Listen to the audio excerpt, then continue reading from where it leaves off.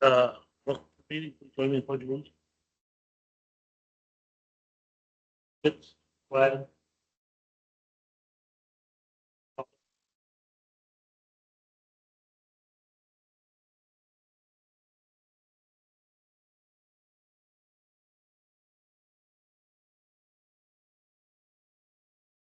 Please call the roll. Director Thomas, I'm here. Director Davidson, I'm here as well.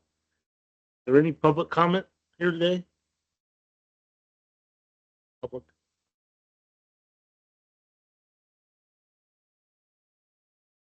None. We'll move on to approval of minutes. Second, all those in favor say aye. Aye. Carries. Move on to new business. CIP 5-year outlook.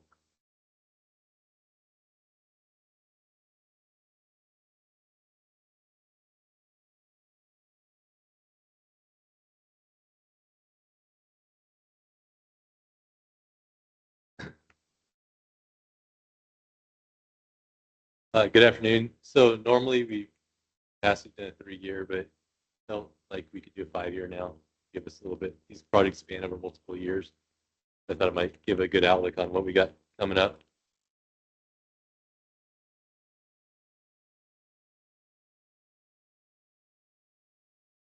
Picture of some erosion and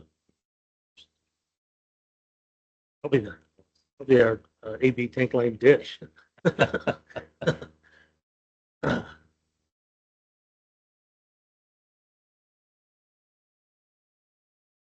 Okay, so our current 5-year CIP prioritizes, addressing aging and failing infrastructure, reducing the risk of regulatory violation, improving operational reliability, redundancy, enhancing for hazard mitigation, make sure that equipment is disaster proof and emergency preparedness, and aligning with the available funding sources that we have.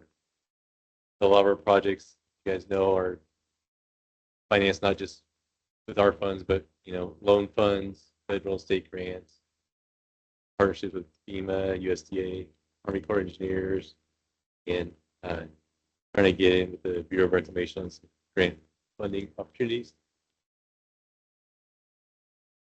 So it might be kind of small here on the screen, but it's in your packet, the 5-year water CIP plan that we put together. So I was going to go through first the projects that are in the upcoming fiscal years this upcoming year, and the next year. And then we can go through projects that are further out. Right now, our rate study goes through the next 2 years. Basically, a project that we're upcoming projects, the Lake Tulloch emergency intertie. We have the bid ready, plans and specs ready to go out to bid. That eliminates the necessity for the Cross Lake pipeline. In the near term, we can still leave it active. This would put a 12-inch line down on Burns Ferry Road, where we currently don't have any water services. Provide a full loop of water around the Lake Tulloch Copperopolis. So we have that on the fiscal year to start next year. And the C tank, Copper Cove, C transmission and booster pump station. So Mazingo's out there working on Little John right now. They finished the cross country stretch up to C tank, and they work on Charmstone. They still have to go back and pave it. We think that most of the pipeline will be in this fiscal year, and they'll work on replacing those 3 pumps on the left side of the picture. That'll be next fiscal year. And new electrical gear. And the Copper Cove filter project, that's kind of ongoing. We're hoping to get most of it done this fiscal year, and some might carry into next, but that's draining those tanks, recoating them, and putting new filter media inside those tanks. I think they're 25 years they've been in service. that project with fire doing it independently. Couldn't shut both of them. Yeah, I believe you do one at a time. The sawmill tank, we're having our kickoff meeting for that project with with Moyle this week. We'll have that starting to work on that. So here's a sawmill tank. You guys are familiar with that tank site, but it'll demo that existing tank, and then kind of here in this side of the tank will be where the new tanks are going to live. Our next one is the Hunter's Raw Water. This has been ongoing, the FEMA funded project where we had to pay 25% share, but it looks like it's getting legs again. Recently, we just went through multiple RFIs. It's the final step of them awarding the construction. We were previously awarded construction funds for this project, but because the environmental for the federal government took so long, there was not enough funds available to FEMA awarded, but Cal Oeste didn't have the funds. So basically, it was just a resubmittal. So we expect that hopefully kick off here in the next year. So that would be replacing the pumps at the base of the dam, relocating all electrical gear that's currently, all electrical gear is currently located in this building down at the bottom of the dam. So in order to start those pumps, the operators have to walk down this platform and get into that building. You know, snowstorm or emergency, that type of stuff is really difficult. So relocate all the controls up to an old building and rehab it. It's on the shoreline and replace them with stronger pumps at the bottom of the dam. So right now, as that water level drops in the reservoir, the pumps aren't strong enough to meet the demand of our treatment plant. So the hazard mitigation is increasing the size of the pumps, increasing the size of the line going to our treatment plant to minimize head losses. And if NCPA has an extended outage, we're going to need these pumps to run until that reservoir is dry. With the water coming in from Moran Creek. Kevin, I might be wrong about this, but several years ago, I think I recall a lot of discussion about some floating pumps. Yeah, so this was originally, the grant was originally for floating intake. Through iterations working with Utica, there's so much sediment all across the spillway that we couldn't get the floating intake out there into the deepest part of the reservoir without blocking, like if trees came across the spillway or the type of stuff like logs, we would get caught up on that. So we were able to use an alternative design. FEMA accepted it, so which turns out good thing for us.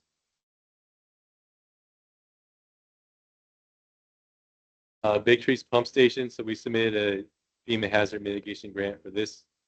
This is Big Trees 4 and also Big Trees 1. And it's in FEMA review right now, which usually means they're going to award the, not guaranteed, but award a grant to us for this project. So that'd be building a new masonry building with a new pump station side of it. Currently, we only have single phase power at Big Trees 4, so we'd have to bring in 3-phase power. And we'd have, right now, we have 2 smaller pumps that both have to run to meet demand. I think it's only like 70 gallons a minute that we get out of there. The new pumps will be able to, there'll be one that's a duty pump and one standby, alternating the pumps and provide redundancy and increase capacity in an area that's high fire zone area.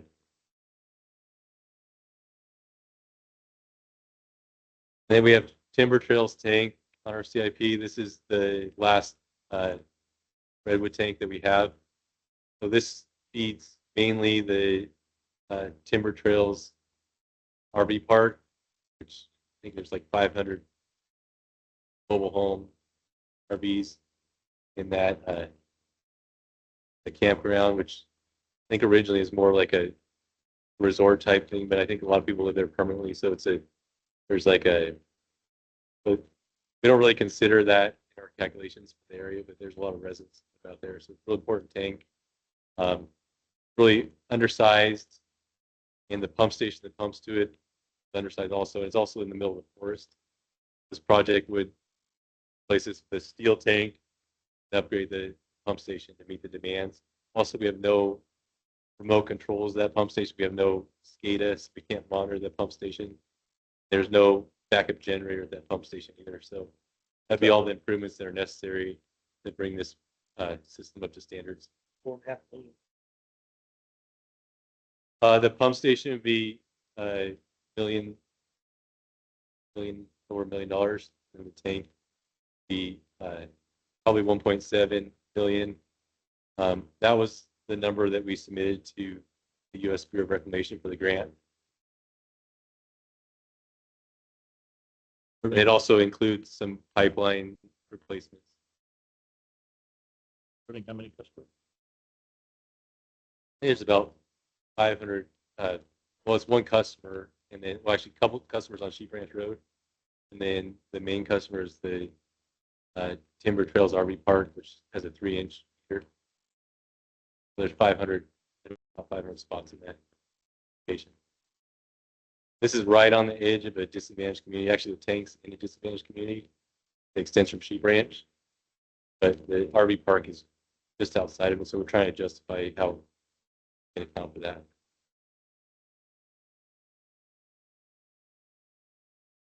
A Larkspur pump station. So this has a very deficient electrical panel. It's arc flash issues and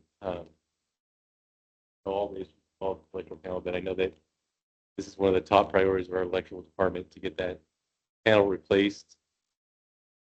Then also the this project would add a third pump station and rehabilitate the building. Currently, no way to pull these pumps out.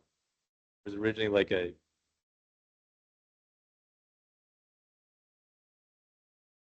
home-built type hoist the roof, but it's not sturdy enough to pull the pumps. So part of the project would be to put access openings so we can maintain these pumps.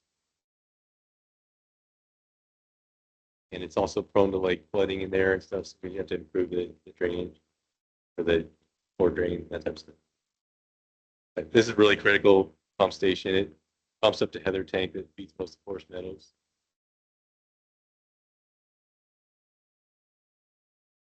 The ADB transmission pipeline, this should be close to being done this fiscal year, but it'll carry into next fiscal year a little bit. Close out.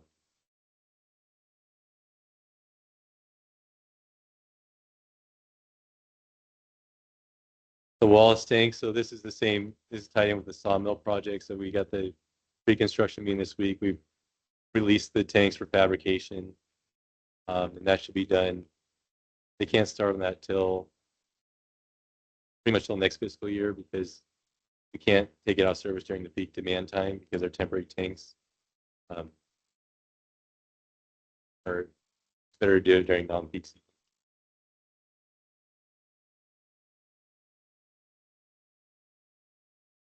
So New Hogan.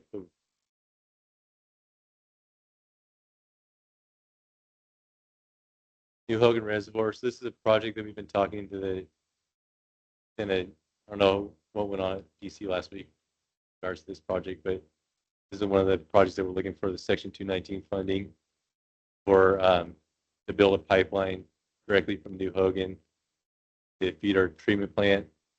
Our existing infiltration gallery has many issues from resulting from high water flows in the Calaveras River, from algae blooms, and from manganese and the mat that forms on top of the gravel pack. And then we have there's some valves that very deep, buried valves that are broken within the system. So there's just a lot of stuff that needs to happen. Deficiencies with this system. So we're looking at a grant to bring surface water directly from New Hogan. That would travel down Silver Rapids, but then turns into Hogan Dam Road up to New Hogan, then over the dam into the reservoir. So here's our Kevin, back to that Hunter's change from floating pumps to a pipe that goes through the bottom of the dam. I've never understood why on this Hogan facility always talked about a pipeline going up and over. Why not look into a pipeline coming through the power plant? Yeah, so if you took power plant out of service, you could potentially take it, but they have gates that are in the, already took up one of the gates, at the bottom of the reservoir, and there's, I think, 2 or 3 more gates. We talked to the Army Corps that operates the New Hogan facility. They said there's no way that you can take up a gate enough room. Because we have to, what we did before was put a pipe through there, then you concrete all the way around it, and you lose the whole gate. And we couldn't tee off of the pipe that feeds the powerhouse. Tee off the pipe, no, because it, That's a big, if I remember correctly, not like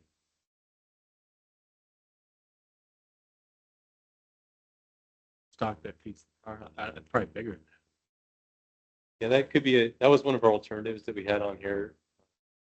I can't remember the reason why That's we good. went out and took a site visit there, and it Yeah. didn't look like there was any place that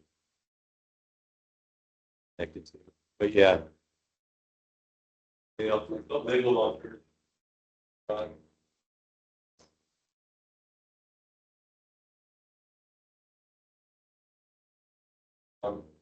And then might be able to connect in that infrastructure, and then we discussed that maybe that it's come up for Berkeley licensing here soon, so there's some issues like potentially getting FERC involved in the project.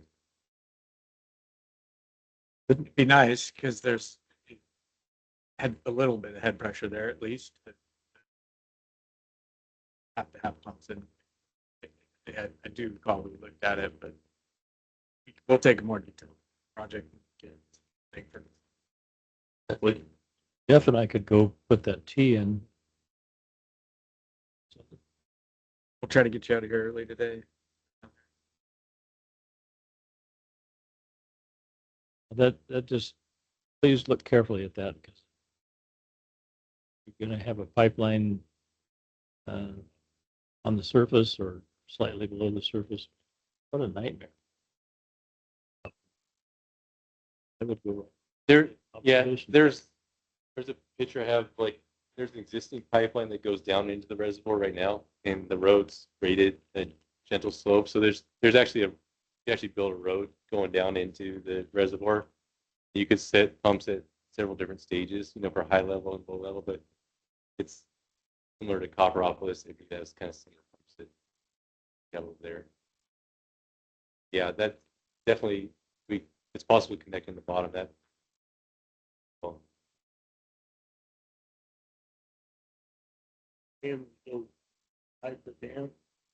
no, you don't want to touch the dam. Oh, I understand what the alternative was. Yes, if I didn't, like, this works, avoids the river. That's your priority. Probably something we want to do. Oh, Right. well, looking into the power plant, there's a 12-inch section of pipe before it goes in penstock. They shut off the gates. The Army has an old water treatment plant before we provide service to them. That's at the where we want to go down that slope. So they used to draw down that same. But I think that's when they had the old dam back in the day. But yeah, we definitely, if there's a way to hook in down there, we'll definitely split. Guys are obviously the engineers, but look at the 40 years of power consumption on pumps to pump the water out of there versus gravity flow. It's going through our filters now on gravity flow. Yeah. Not make it too complicated.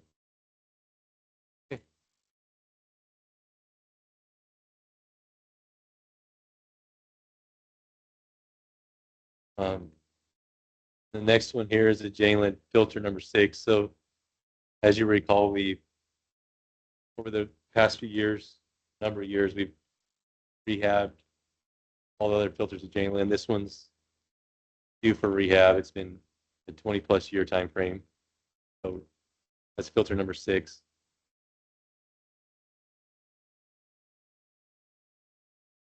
Then the last project that's kind of in the next 2-year outlook is this West Point drought project. So this one we're at 60% design, and we're continuing to work on some of the environmental, but the CEQA, there's some permits with the Fish and Wildlife that we're still trying to get. But the Army Corps said we didn't need a 401 permit, which was pretty amazing for a project like this. There's some more lenience on that. Then yeah, so we're just waiting on FEMA to authorize construction. PSOD still reviewing our 60% design that Cam raised. And kind of the 5-year outlook projects that we have, we put on the 5 years. So a new project that we have on the end of the 5 years, the Burns Ferry water storage tank. We don't have any water storage now on the east side of Lake Tulloch. This would put a tank kind of around where the IGA is at. We'd be coming off the sea tank, coming across Copper Cove Drive, and putting a storage tank on that side of the lake.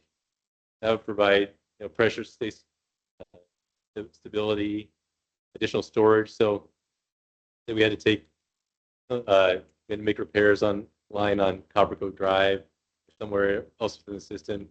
We would end up taking that whole side of the out of service to make a small repair, like we do now. We've had a number of those outages here in the last few years, and also give us some more storage. If there's ever developments on that side of the lake.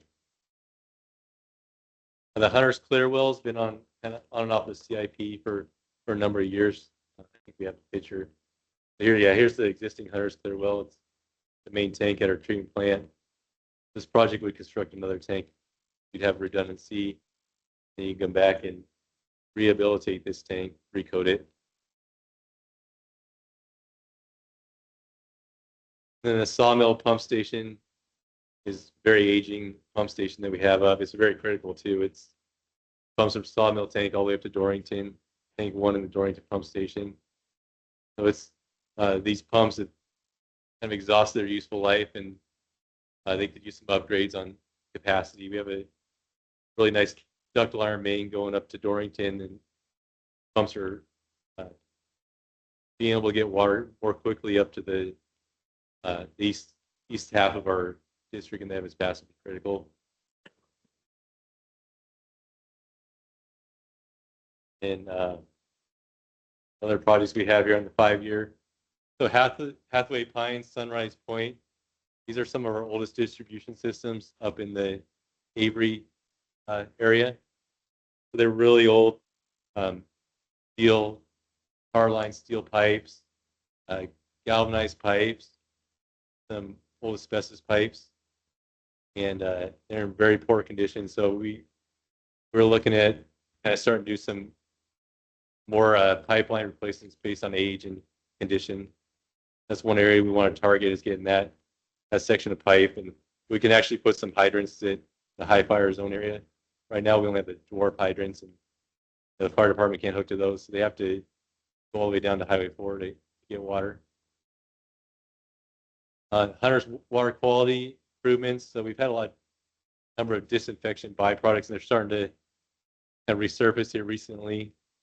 So operations kind of want us to put a focus on trying to minimize the amount of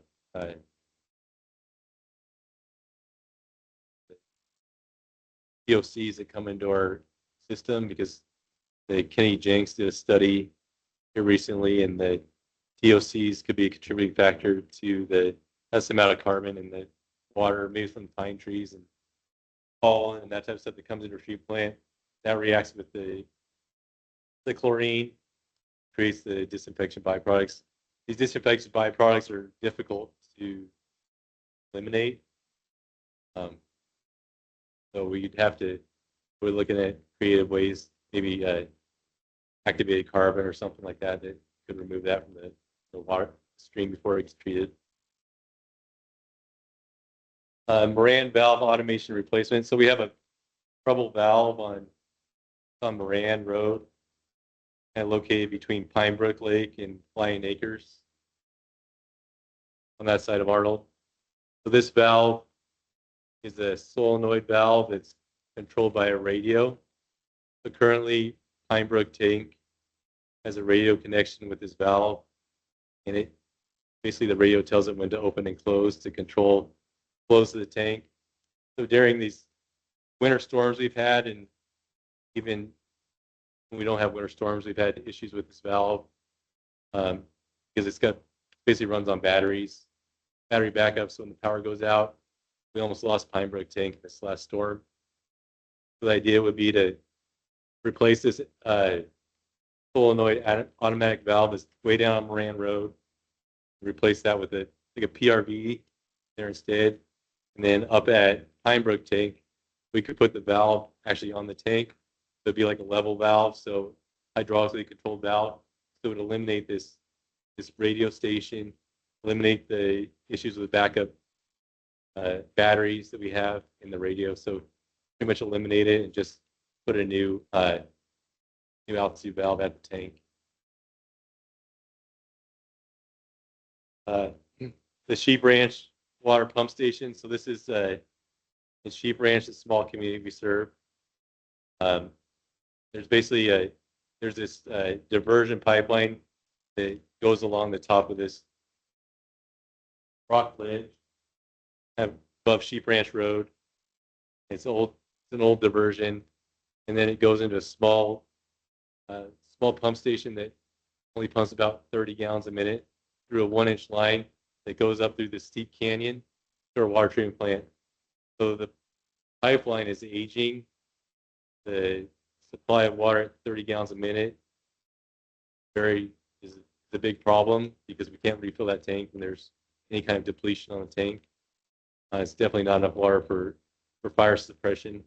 We did add that second fire tank there. It's kind of a buffer here a few years back. But once that tank's depleted, these pumps have to run continuously for days on end to refill those tanks.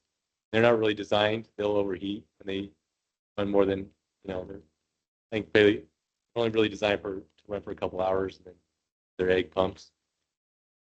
So the idea would be to relocate the diversion to Sheep Ranch Road. There's a swimming pool area on the San Antonio Creek, so we could take the water directly out of San Antonio Creek, go up Sheep Ranch Road about a mile, and we connect into our tank from there. That way we'd get this pipeline out of this overgrown canyon. We'd eliminate the old diversion pipeline, 6-inch pipeline, this gravity pipeline, and we could supply the community with the adequate water supply. That'd be that project. We submitted a notice of interest to FEMA for hazard mitigation for this project. But because the community is so small, it's difficult to qualify for a grant that's based on benefit cost analysis. So we're looking at other sources of funding. There's some challenges because we'd have to work with the water board to amend our point of diversion. And also there's a boys' school that relies on that water supply also would have to be tied into this pump station.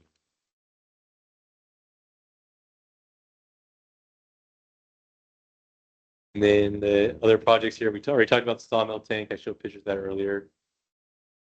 A Jangland A-tank replacement. That's one of our aging tanks. There's been in the Jangland area, it's where the A to B transmission pipeline started. So it's had multiple patches on the roof. It's in poor condition.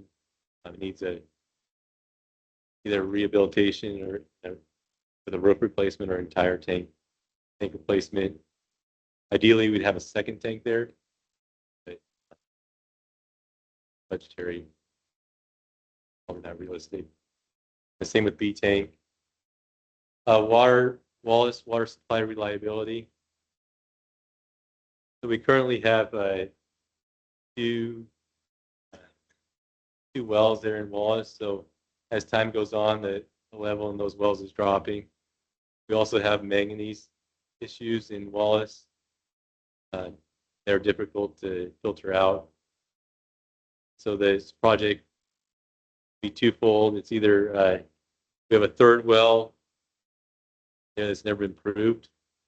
It could be to add a third well, improve the treatment plant process to get the manganese out.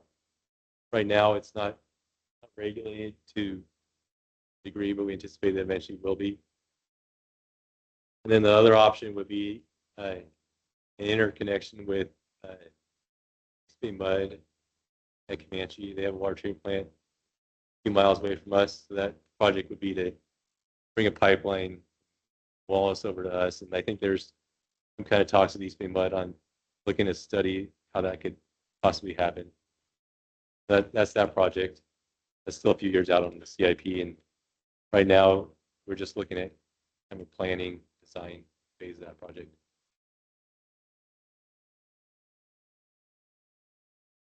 We can go back to the kind of the CIP first sheet that we have that's in your agenda package. Kind of go over the projects we have and the timeframes that we're proposing. So at the top there, we have the Lake Tolek project going into construction, maybe bid like in June, and then we go into construction. That way, be close to being done with the sea transmission pipeline, and we wouldn't be working on both sides of the lake at the same time. And then the water treatment plant filter project, I left half the money in the contract that we have with the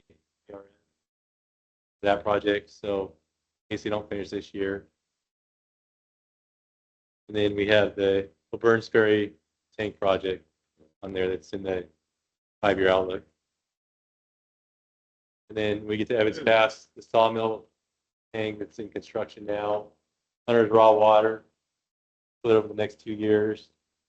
Then the Big Trees 1 and 4, depending on what happens with the grant there, that'd be a 25% share.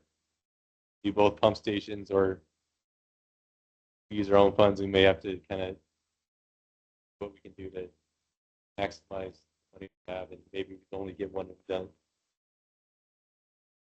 Timber Trails tank. We're going to resubmit the grant application. We scored, I think, in the high 80s, which would be last time we got the grant. We submitted the grant to the Bureau of Reclamation. We would have got the grant, except it was climate change related grant. The new administration cut all the funding off before they awarded it.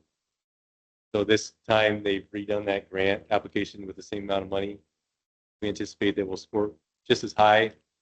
We think the likelihood of resubmitting that grant is a good opportunity to get some money for that project. Larkspur tank, we talked about that. That come out of our 325 fund. The Hunters clear well. We have good valve, water line, kind of out here 3, 4, and 5. Jenny Land, the A to B transmission main, finishing up next fiscal year. Wallace tanks will go next fiscal year, and hopefully they get it done in that year. Jenny Land raw water. This is our in-kind contribution. So it was somewhere between a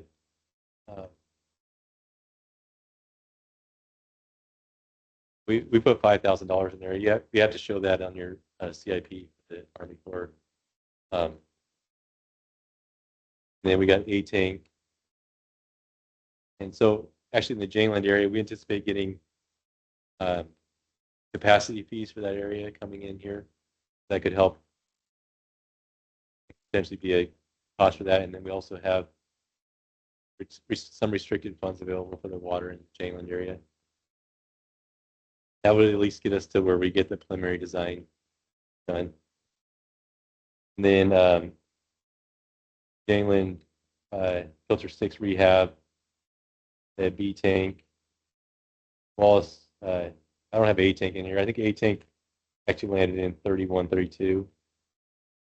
And then the Wallace supply, looking at design for that either a pipeline or an improved water treatment plant, a well. And then the West Point drought. But I can, I'll be going to sewer next. I don't know if there's any questions on water side. Yeah. On the filter rehabilitation at Upper Cove, budget is 800,000. Like you're proposing to spend in this next fiscal year, 300,000, but there's no 500,000. Yeah, the 500 will be spent in fiscal year 25-26. Okay. So, said that they haven't been rehabilitated. Ever 25 years, I think, is there. How old? But you've already spent 5,000 on them. It was approved by the board here not too long ago to contract with RS. They're under contract, so they should be mobilizing here in the next month. Okay. Clear. The other question I have, because on the thing on the top of the list, the Lake Tulloch Intertie project, piqued my interest when you talked about that project, and then you went on to talk about the O'Byrne's Ferry tank would potentially supply future growth on that side. The question is, pipeline that's coming down 2.5 miles or so. Yes. What is the cost of putting a T in the ground buried valve when the pipeline is going in versus going in later and putting it? Yeah, we're planning on putting like 3 or 4 T's in. That's part of the project. So where there's existing roads coming into O'Byrne's Ferry, we're going to put T's at those locations. Perfect. But yeah, as far as tapping line and putting a T in somewhere else, you can hot tap a T in, so that's not going to create any disruption on the service at a T. But it just makes sense to me that come in like you're proposing. Now that you have $100 million on all these projects, and you're proposing to spend about 67.7 million in 5 years. We have the money. We have the money for the next 2 years. So the third year, we include some sheets in there, but it's difficult to really analyze that because all we did was figure there's, I think it's a $3.4 million that we dedicate to CIP every year. So for water, so that's the number we use the cash flow for those 3, 4, and 5. But we've consistently used a lot more than that. I don't think that. I think it's kind of underrepresents the variances that we have in the budget because I think there's 3.4 right for the amount of work that's left to do out there in our system. I don't think 3.4 is going to be. But that's up to the board. Yeah, and that's a floor, not a ceiling. That's a floor, yeah. And so if you look at 6 of 10, I think this is. I appreciate the work that's gone into this, Kevin, and the engineering team and ops and admin services worked on this together. Glad we're looking out 5 years now, and that is great. And on that sheet 6 of 10, it shows the totals, and that last column is the shortfall. So we need to look at revenue that we'll have coming in, our expense projections, how much will be available above that 3.4 to invest in capital, and then hustling to find other sources of funds as well, but we can't necessarily count on those. But as Kevin mentioned, next 2 years are funded.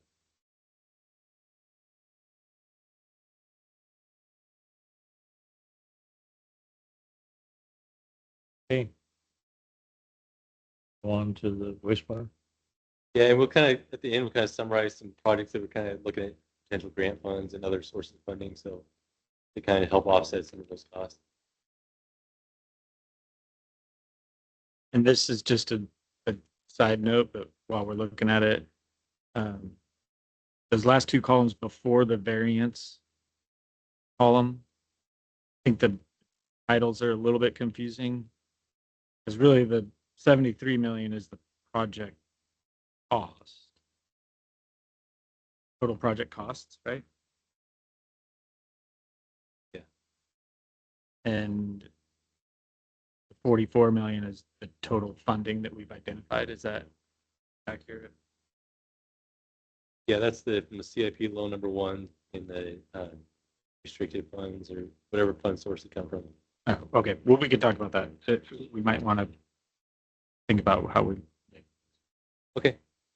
Yeah, this was kind of a sheet that Jeff was using, and then I've been working with Kelly to get it updated. So I think there's some. I think we can improve it as time goes on. Yeah, it's getting better, but working on it.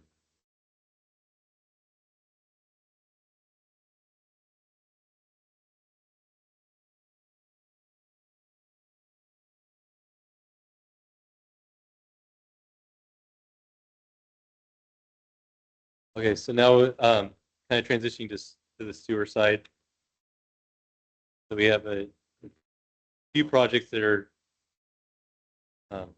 in the works right now, and then a few that have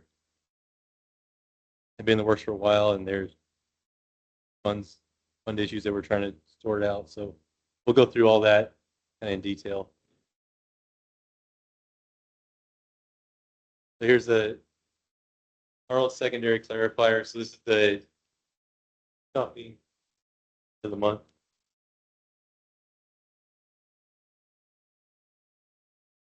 Yeah, our contract doesn't allow them to start work until April 15th because it's Arnold.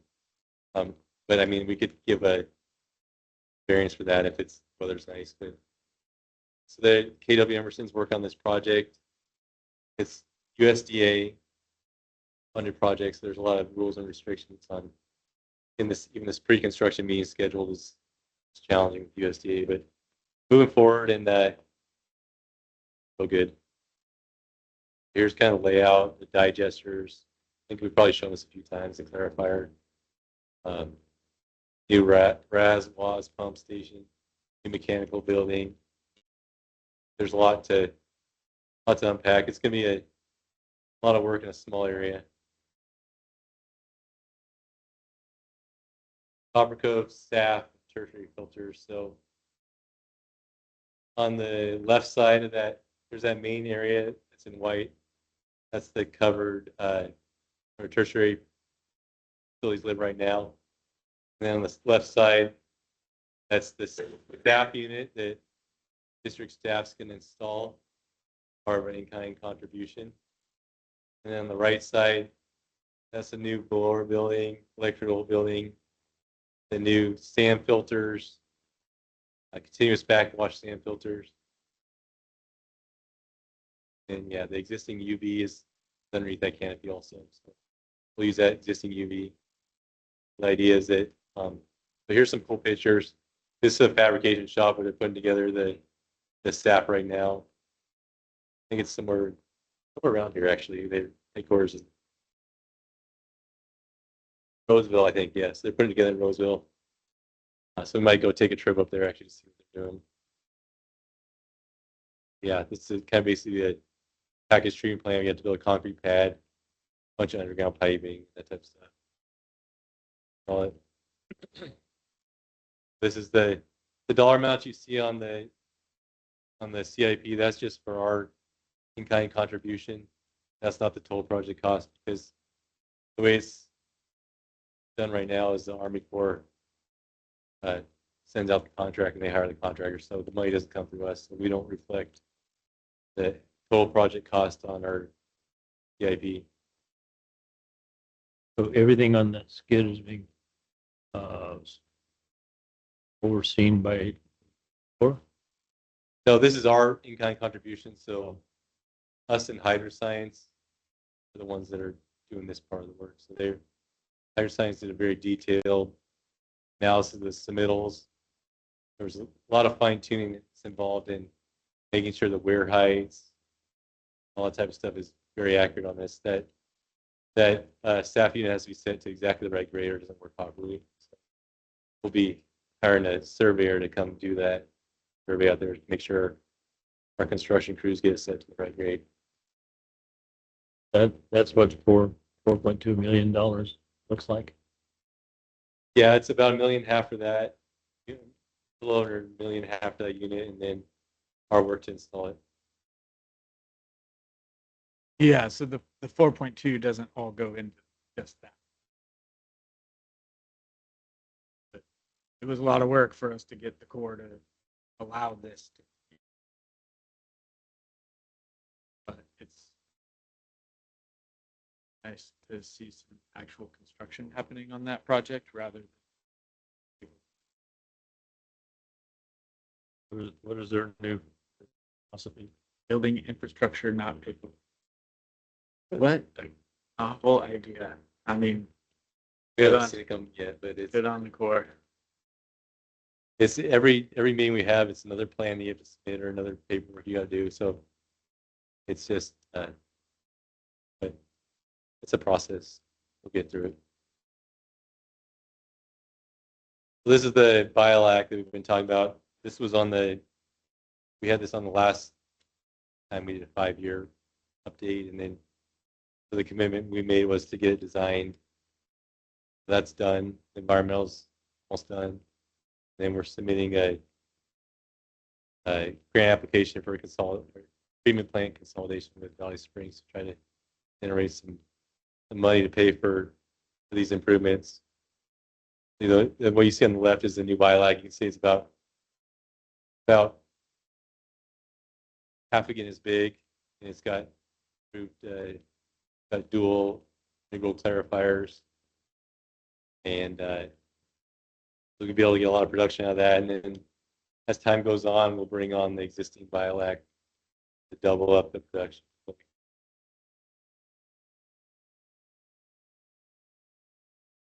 Huckleberry Lift Station. This is another project that's tied in with the lock antenna. So the well wells are undersized, the pumps are undersized, and routinely have emergency situations there where we have to handle the flows. And we have more developments coming in. So the idea is that we're going to put dual wet wells there, much larger capacity. We'll have the two on the left. You'll see they got two smaller pumps. Those are what we call the low flow jockey pumps. Those kind of run more continuously. The high flow pumps on these wet wells are connected, so you get storage in both of them. So water can flow back and forth between the two wet wells. There'd be Armor Rock wet wells are similar. They're polymer wet wells that are inert to the sewer gases. They won't corrode over time. Yeah, so be running the jockey pumps for the normal flows. And we get the high flows. We got the big, two larger pumps there on the right side. We'll probably time those so they run at least once a day so they can get that flushing velocity through the line to make sure it stays nice and clean. But new electrical, these are built up above the floodplain, so you can see the wet wells are sticking out of the ground. We're making everything so it won't be inundated with any I&I, that type of stuff, the site floods. And if Cosgrove Creek ever overflows again. So the 5-year outlook projects that we have on the CIP, we got Arnold Lift Station 2 and 3 rehabilitation. So Lift Station 2 is super critical. It's right on the creek, and everything from Arnold flows to that lift station. Very problematic. There's no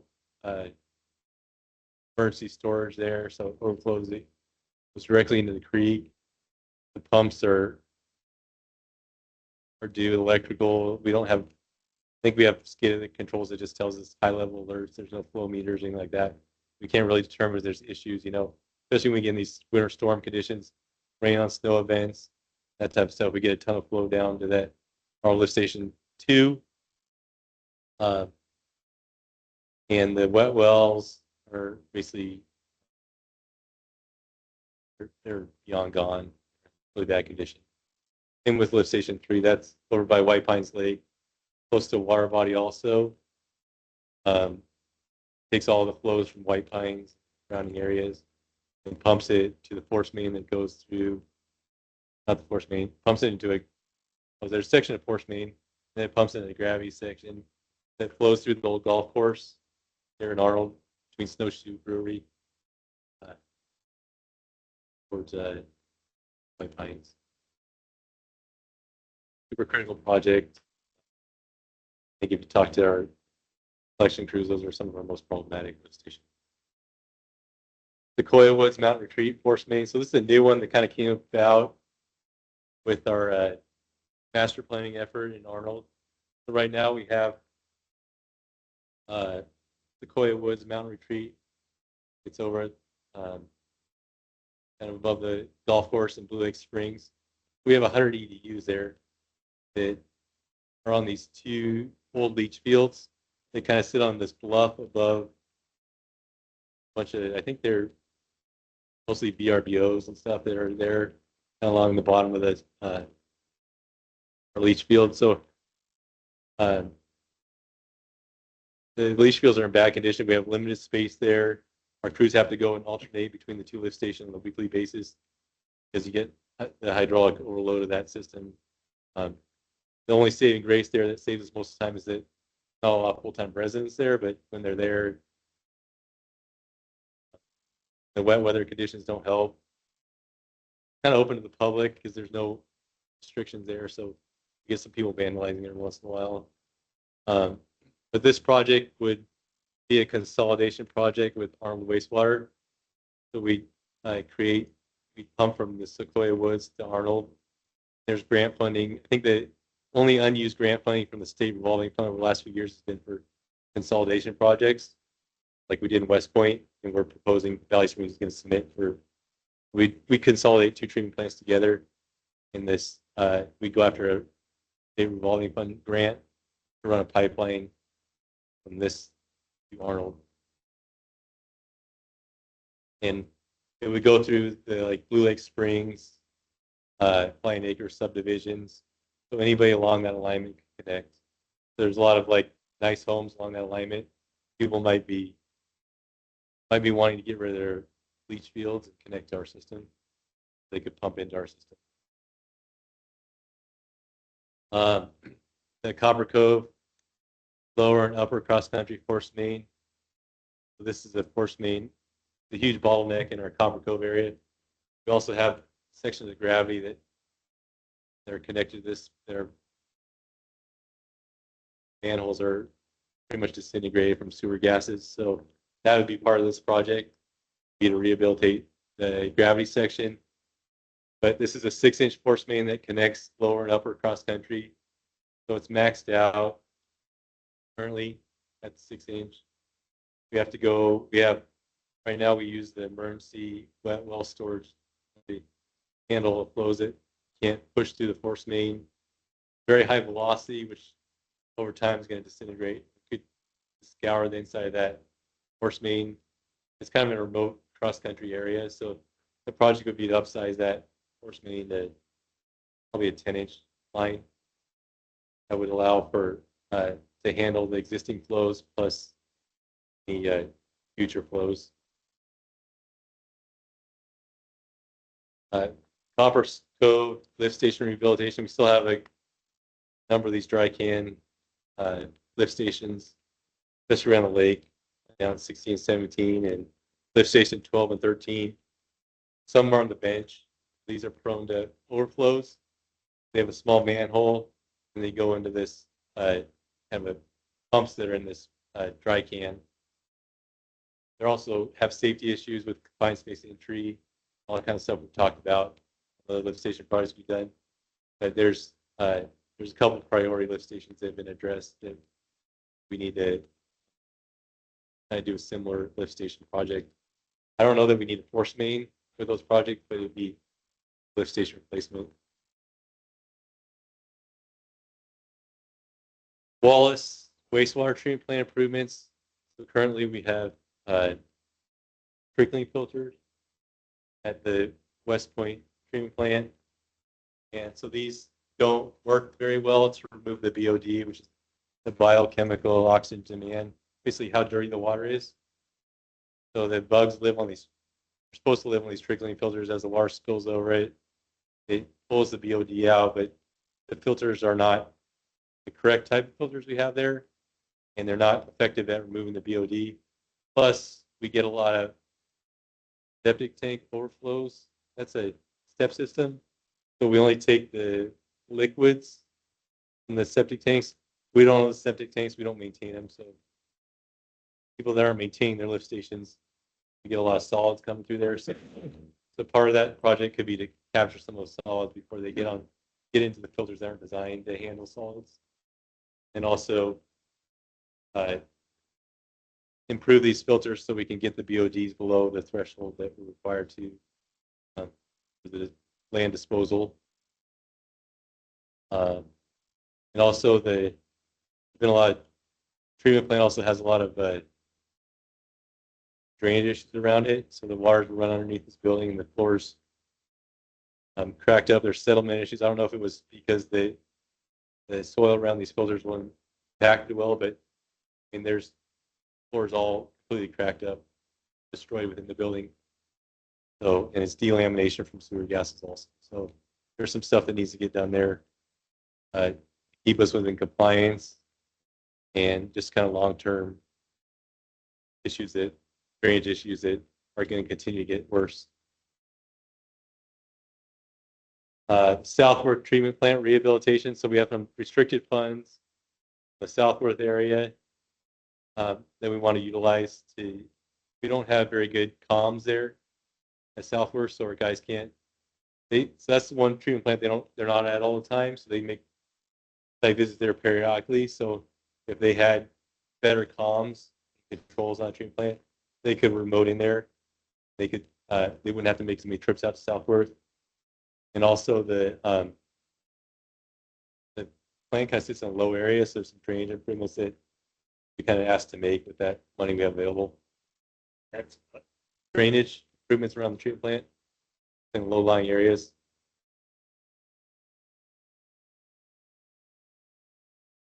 West Point septic tanks. So we have these. West Point is on a step system also. This project we have restricted funds available that can only be used in the West Point Sewer District.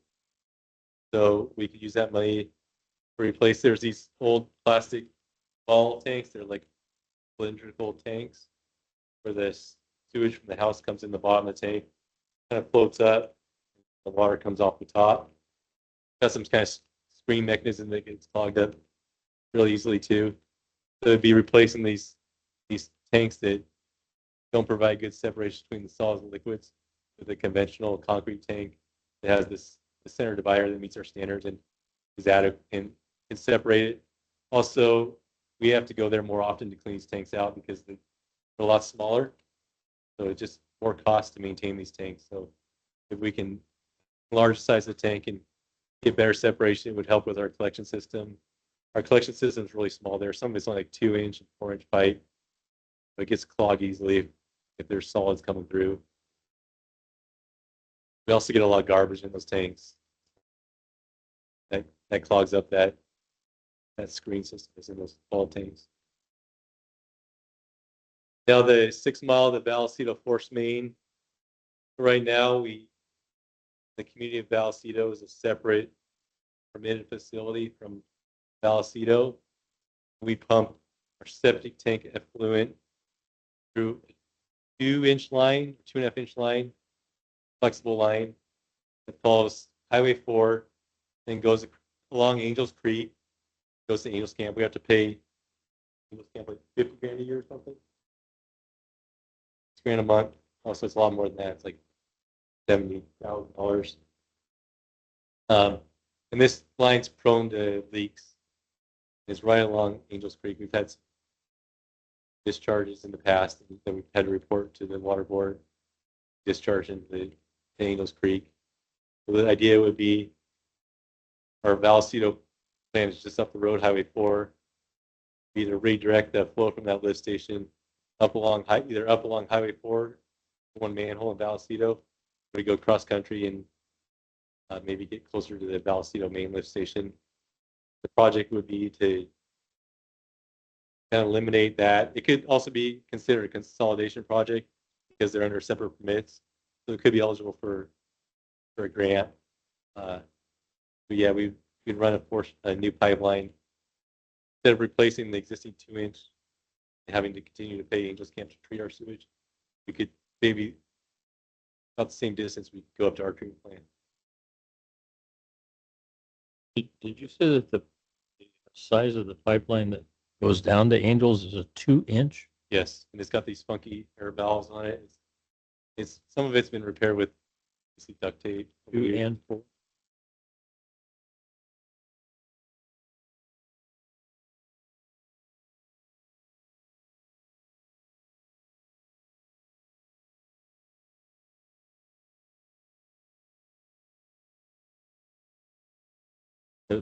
Is there a budget? I'm looking up there and I don't see any numbers but on that. Yeah, the budget for that we got $6 million in there. That's what we got budgeted, but there's still a lot of that's. We're still at the preliminary design phase of that project, so it could be that you probably have to. I think the actual lift station, the wet wells is in good condition, but we'd have to change the pumps there to a different pump to meet the head that we have to pump to Vallecito. And the pipeline crossing the Caltrans right away, you'd have to jack and bore that because Caltrans requires that, so it's the cost of all that. And then the force main up there. So that's a order of magnitude type estimate at this point, but it'd be the $5 to $7 million range.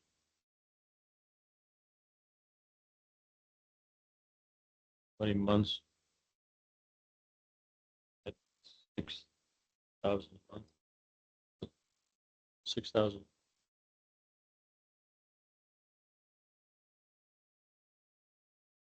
Yeah, I mean that's gonna take a while. It's not the cost is not as much the cost of treating it. It's not the driver. It's the condition of the pipe. Could be covered by a consolidation type of. Yeah, it could be covered by. We would definitely want to. We have 4 or 5 projects that could be considered consolidation on here that we need to make sure that we're not doing them all at once. You know, to the water board because that could be. Supporting one of them. So we have a grant consultant that we could utilize to kind of give us an idea of like the best route forward to submit these grants.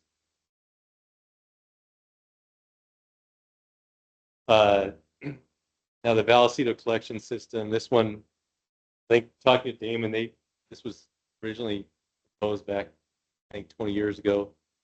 But the condition of the collection system in Vallecito is the worst we have in the whole district. Cast iron pipe in there.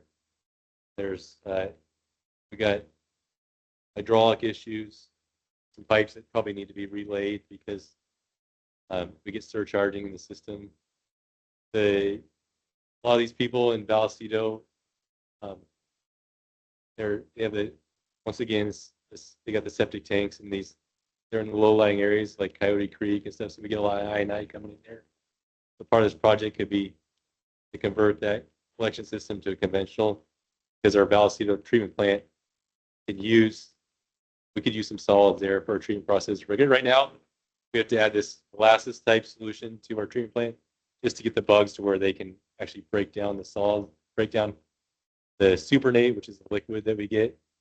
We have a lot of problems there. So the part of this project could be take on solids, divert our lift station at Vallecito to like a chopper type pump station that could pump solids to our treatment plant. And then we can't even clean these lines because when they go take the hydro truck in there to clean them out, chunks of the pipe come out. I mean, is that poor a condition?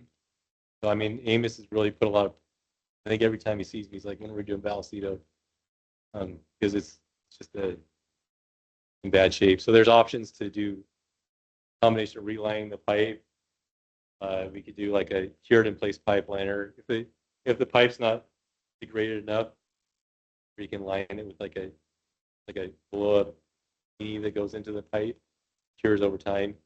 That's one option to rehabilitate this, and then you can go in there and patch the manholes and spray them the liner. There's lots of different options.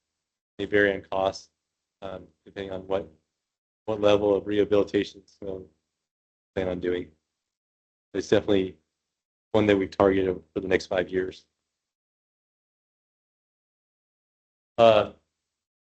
Election system I&I mitigation. This is one project that we've kind of had on the CIP last few years, and I think we've been budgeting $150,000 a year, but that's not really realistic. I think that it'd be a biannual kind of endeavor, the $300,000. That way you can get somebody out there to actually do full sections of the system. That would be basically do like cure in place pipe liner, manhole rehabs, that type of stuff. So we're finding a lot of I&I when we're doing these I&I studies in Arnold coming through our system, especially in the areas that are in the golf course. Then we have I&I and copper, some areas of Jennings Land, or Block and 10, I should say, where we've identified some I&I, and hopefully we can camera those soon and identify the exact areas where the water's coming in the system.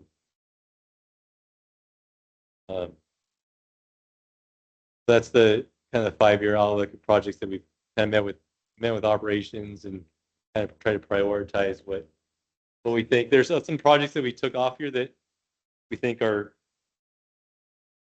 critical, but we just didn't have I don't think we have the bandwidth to do them, and we obviously are stretched thin on the financial side already. We got the Vallecito, put a narrative in here, the Vallecito wastewater treatment plant. Right now, we don't have an EQ basin when water comes into the treatment plant.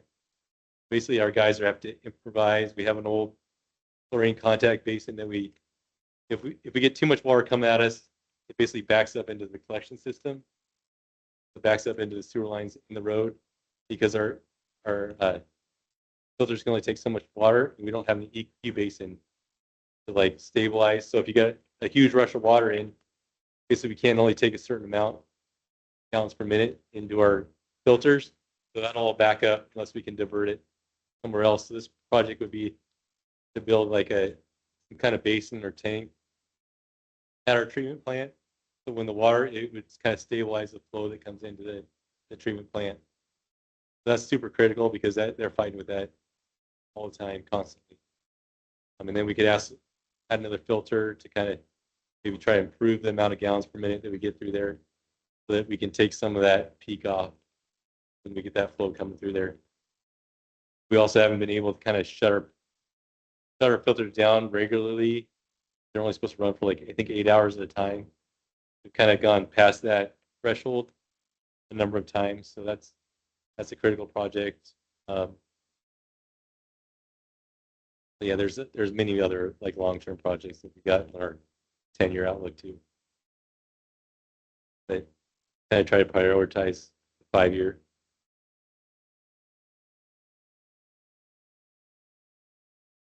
I kind of want to go through like the projects that we're targeting for.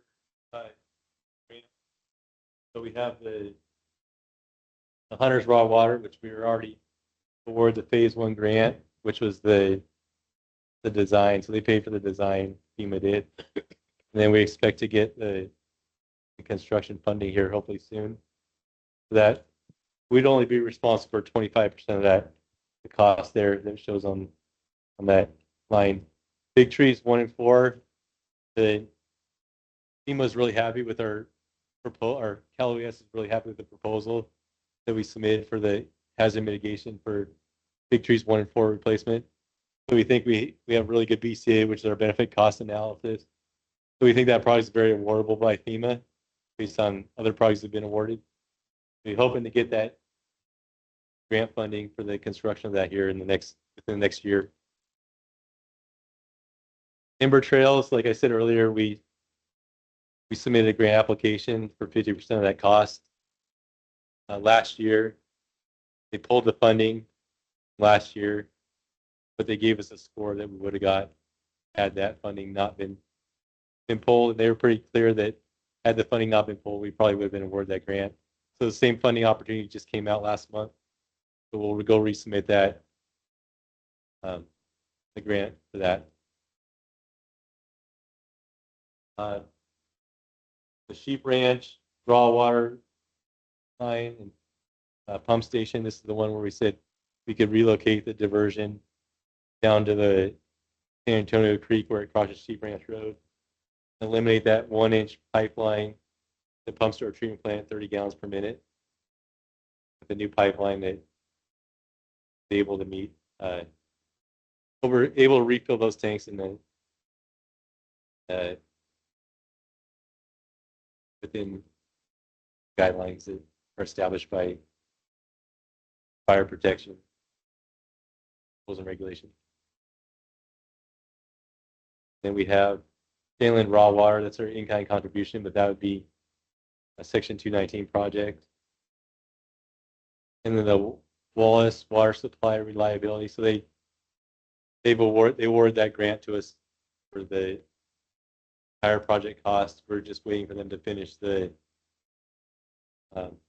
environmental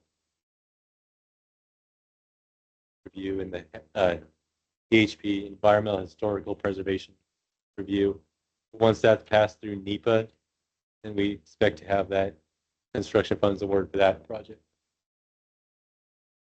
Then we're still looking at all the other projects we have here. We got our grants consultant, we gave her descriptions of these projects, so she's working on trying to identify projects that could fit some of the funding opportunities that are coming out. On the sewer side, we put the Arnold in green here. I mean, it's a low interest loan, long-term 40-year loan. So the application is pretty much similar to a grant. We're actually benefiting because of the long 40-year terms on that. Similar to a grant. Sequoia Woods, we're looking at consolidation grant for that project. Staff tertiary, that's the in-kind contributions to the Army Corps. Section 219. The BioLac in Huckleberry. We were out there yesterday surveying all of VSPD's manholes and our manholes to make sure that the project will work. Weber Geo, our partner in Valley Springs, they picked up the cost for that. So we're working on that. We're working on the environmental projects that are required for the grant application. Then we talked about 6 Mile to Vallecito Force Main being a potential grant opportunity for consolidation also.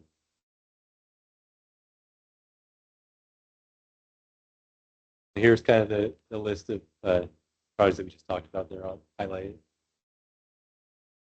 We didn't talk about Wallace water system reliability, but we think there might be some funds available on the water side for potentially taking surface water, including mud, or there's a lot of groundwater sustainability type grants out there available, so that could be a potential grant opportunity also. Foundation. Set? Yeah, I think that's an option. That's an option we'll look at. But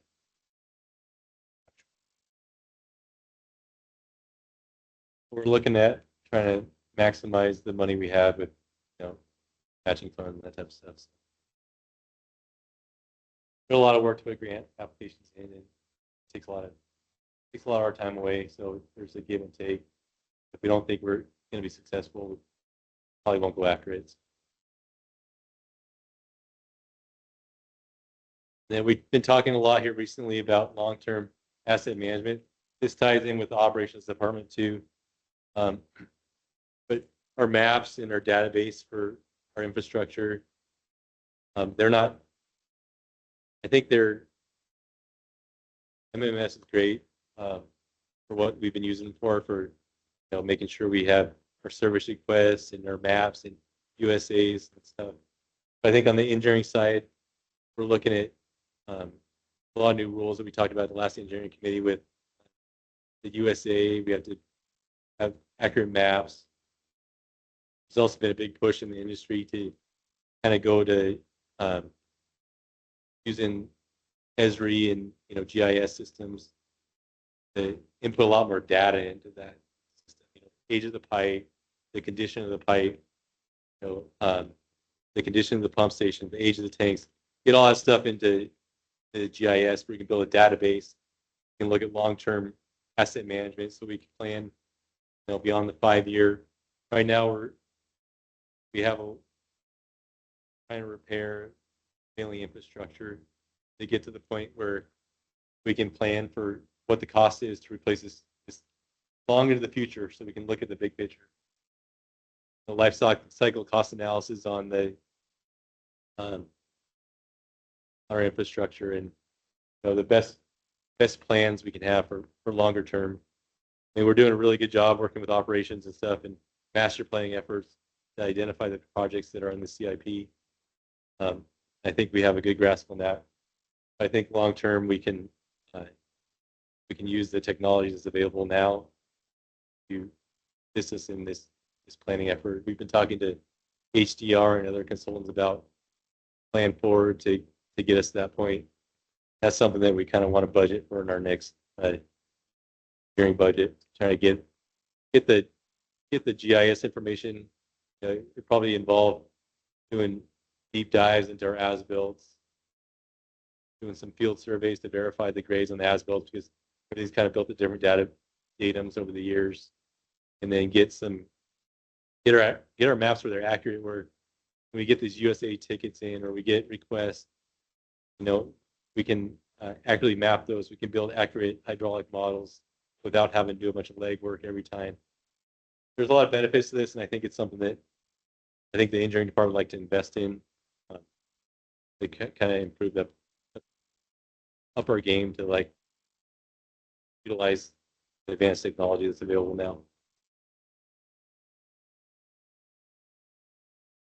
So we already talked about a lot of these financial considerations. You know, a lot of these projects have been private placement loans that we've got over the last few years, and loans from USDA, capacity fees and development impact fees. So, you know, as developers come online, you know, whether it be Coppertown Square or Jane or La Catena, you know, we're going to be getting some capacity fees. So we have to, those are restricted to increasing the capacity of infrastructure. Restricted funds. So there's a lot of restricted funds that we have in our accounts now that we want to utilize for projects that we need. State and local grants, future rate and budget allocations. We want to have a good plan going into this next planning session. So we have some good data and good project costs. Definitely prioritize the projects that we think are most critical.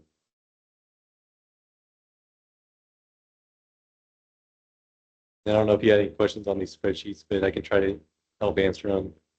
I think Michael kind of went over them, but as you can see, the variances for the first 2 years should have a budget for those, and then as we get into year 3, year 4, year 5, like I said, these are just based on that minimum level we have of funding. That doesn't account for what we want to spend beyond the 3.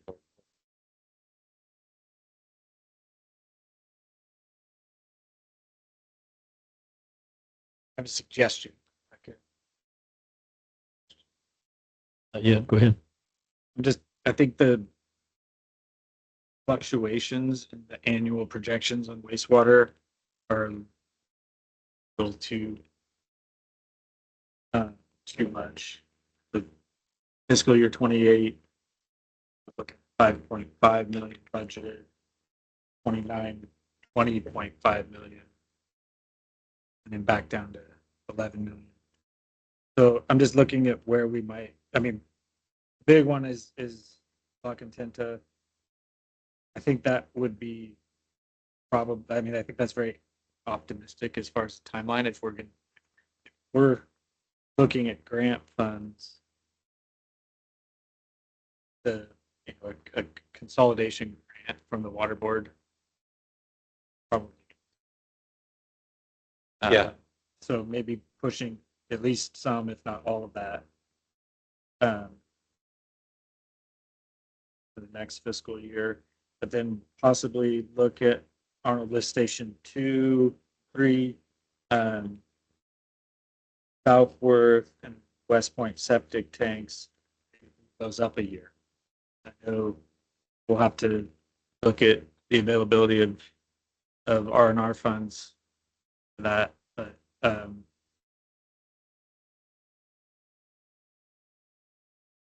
it would help even out the spending, because I think that type of fluctuation is challenging for department. Yeah, yeah, we tried to, I think we're kind of looking at what's coming down the pipelines as far as developers, but it's hard to tell, like, what's going on with that, but I mean, we got this infrastructure. I mean, are you talking about the capacity available at Pocketon? Yeah, I mean, we're already like, there's the pipeline going down Lower Pond. Jesse was out there and it's only 400 gallons per minute. It was surcharging back into the, I mean, we're not going to be able to shove any more water through that pipeline going out of Lower Pond. It's a super bottleneck. That's why we had to utilize the upper pond that's more for emergency storage pond, because we can't get enough water down to that pond. I mean, if we're going to bring on, 200 plus connections in the next couple of years, we're going to be hard pressed to that. But yeah, I can move back. I think the outlook for the grant, Or I don't think we definitely wouldn't get the grant by 28, 29, but I think we would know we would not get there. I mean, that's, I don't know. It's a slow process. I mean, we could also look at, circle back and look at prioritization. Cross country. yeah. Um, I think we can move forward. The recommendations, yeah, we should definitely move. at least some of that block intent to expend or budget, I would the following year. Yes. There's some, I don't know if the bottleneck can separately cost of that would be, that doesn't involve the treatment. Like one of the lower pockets. Yeah, we could address that separately. So anyway, just kind of trying to look at where we can. Okay. And I was thinking maybe you could, we were looking at staggering Huckleberry and Lilac, but if that's gonna be the same grant, together as one contract, so you have to kind of do this at the same time. We would need the grant funded project like that. We'd hire an outside construction man. Grants paying for it. A vacation. For any of us. Okay, just a comment. I think that's a great idea. I'll smooth it out for the board meeting.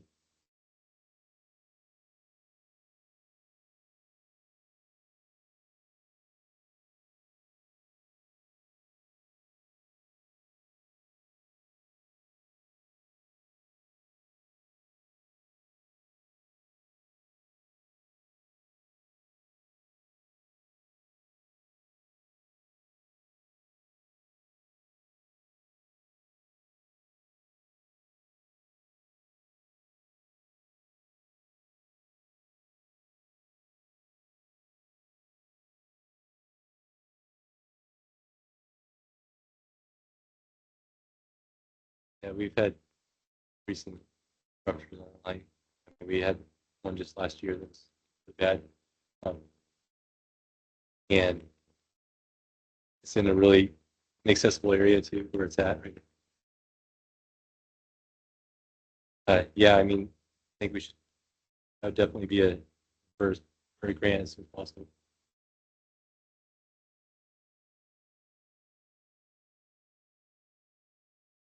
Give her backup. So that you grant funded budget. Based on expenditures, like how much capital budget is grant funded. I know we have done that exercise in the past. We don't do it on the.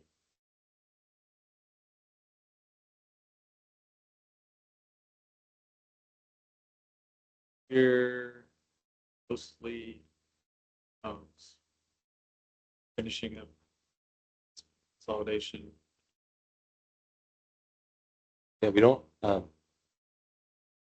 it's mostly loans right now, but the last few years with the Redwood Tank projects, other projects we've had a lot. Oh, even if we did a pass. That's right. Yeah. Pass. We have done that in the past.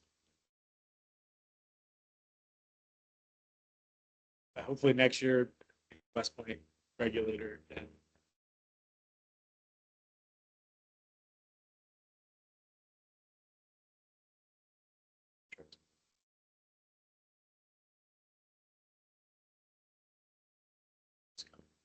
Yeah, it's a shame that the HMGP, the stuff that funding this West Point Reservoir, the Hunters, potentially Big Trees 1 and 4, shame that's going away because that funded our Redwood tank replacements, and a lot of other projects that we've done recently. So we've been really successful, and they're getting more difficult to work with, but they're definitely not as difficult.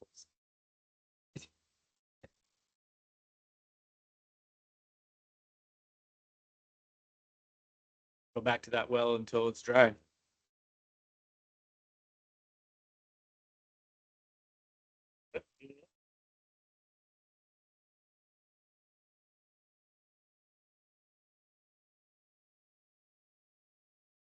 So we might make some minor adjustments, but then the plan would be to bring this to the full board to build this into we can build this budget. I know there'll be questions of how this I think heavy budgeting for this, and these projects are funded largely grant, or sorry, loan funded. So, but moving ahead with it, next week's board meeting.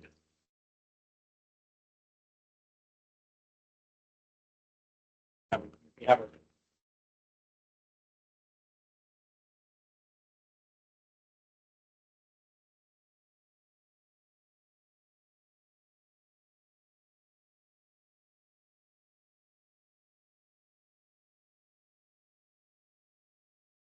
Like some candles. All right, anything else?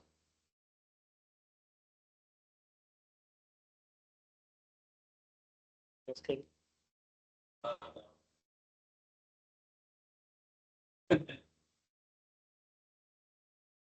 The ambitious.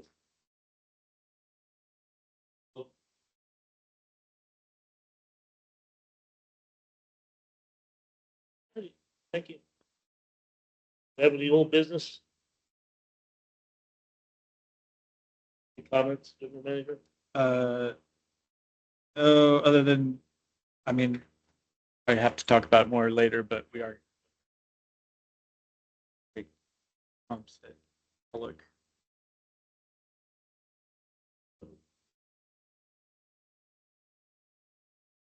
And the chair.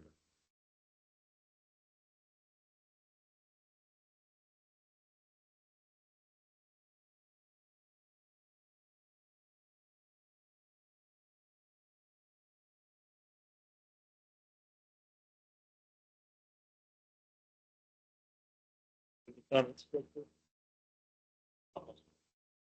Just a couple of questions. I've been, told that LGI was out there taking and out of equipment. They're already moving forward.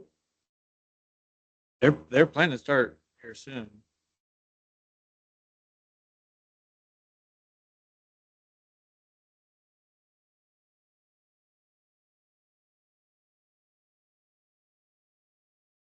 April, I think we've got Lockington at capacity fees. The LGI facilities agreement first, well, probably sometime in April. Yeah, we changed just a couple things. We're putting the Huckleberry into the capacity fees and to take charges out of their facilities agreement, and then just some other stuff like they're going across Highway 26 with the force main now, which is a lot better for us. That will be in there too. Also noticed that SA and Yes. Yeah, so that's going to take a lot of time from the engineering department to do these projects. And that doesn't even show up in either of those projects. CIP, but it definitely shows up in our. right.